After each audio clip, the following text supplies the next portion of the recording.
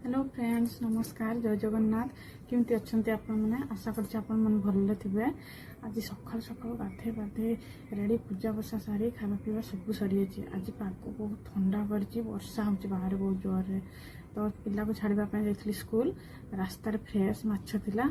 माछ नहीं आसी बेस बड़ ना मीडियम साइज माछ चलते आज माछ रोषे करवा देखिए केमती लगे। देखते सांग मैंने माछ भाजी देछि आलू भाजी देछि प्याज को छोट छोट काटी देछि मसला बाटी रेडी कर देछि। एबे गरम करेरे तेल पकेबी तेल गरम होला पर प्याज पकेबी प्याज को भल से भाजी दे तापर बटा मसला पकेबी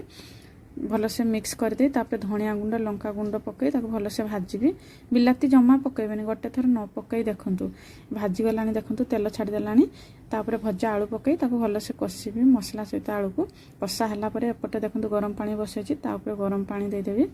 तापर भल से घाटी देवी गोटे 2 मिनिट पे घाटी दे ताको ढांकी देबा बढ़िया से फुटी जब फुटी गला पर तापर भजा माछ दे देबे भजा माछ को भल से घाटी देबे घाटी दे गोटे 2 मिनिट पे ढांकी दे पारंती